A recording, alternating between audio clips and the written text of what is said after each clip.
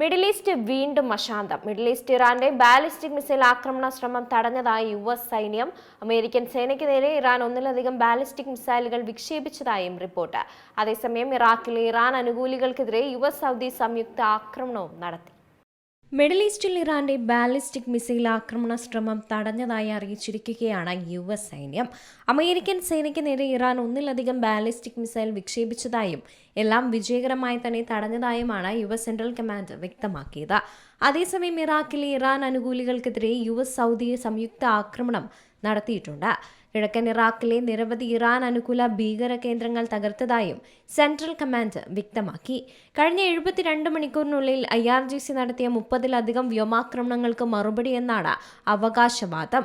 എണ്ണ ശുദ്ധീകരണശാലകൾക്ക് നേരെ ഇറാഖിൽ നിന്നുള്ള ഡ്രോൺ ആക്രമണം തടഞ്ഞതായും സൗദി വ്യക്തമാക്കിയിട്ടുണ്ട്.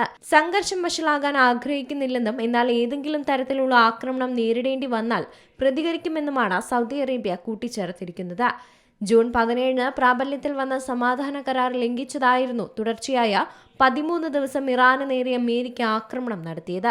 ഇതിന് തിരിച്ചടിയായി ഗൾഫ് രാജ്യങ്ങളിലെ യുഎസ് സൈനിക താവളങ്ങളിൽ ഇറാനും പ്രത്യാക്രമണം തുടർന്നു. അതേസമയം സൈന്യത്തിന്റെ പക്കലുള്ള ആയുധങ്ങൾ തീർന്നു തുടങ്ങിയെന്ന റിപ്പോർട്ടുകൾ യുഎസ് പ്രസിഡന്റ് ഡൊണാൾഡ് ട്രംപ് തള്ളുകയും ചെയ്തിരുന്നു. യുഎസിന്റെ കൈവശം ആവശ്യത്തിലധികം ആയുധശേഖരമുണ്ടെന്ന് അദ്ദേഹം ആഭ്യന്തര മാധ്യമങ്ങളോടും പറഞ്ഞിരുന്നു.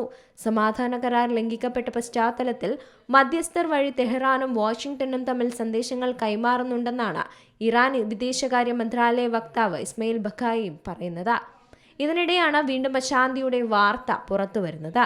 അതേസമയം ഇറാനെതിരെ സംയുക്ത സൈനിക നീക്കം ആരംഭിച്ച ശേഷം അമേരിക്കൻ പ്രസിഡന്റ് ഡൊണാൾഡ് ട്രംപും ഇസ്രായേൽ പ്രധാനമന്ത്രി ബെഞ്ചമിൻ നെതന്യാഹുവും ആദ്യമായാണ് കൂടിക്കാഴ്ച നടത്തിയത്.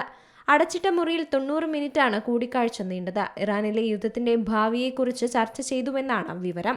ചർച്ചകൾ മികച്ചതായിരുന്നുവെന്ന് നെതന്യാഹു വിശേഷിപ്പിക്കുന്നുണ്ട്. കൂടിക്കാഴ്ചയുടെ കൂടുതൽ വിശദാംശങ്ങൾ നേതാക്കൾ പരസ്യപ്പെടുത്തിയിട്ടില്ല. International desk, Zee Malayalam news. ഏറ്റവും പുതിയ വാർത്തകളും വിശേഷങ്ങളും വിരൽ തുമ്പിലറിയാൻ സീ മലയാളം ന്യൂസ് എല്ലാ ഡിജിറ്റൽ പ്ലാറ്റ്ഫോമുകളിലും ലഭ്യം.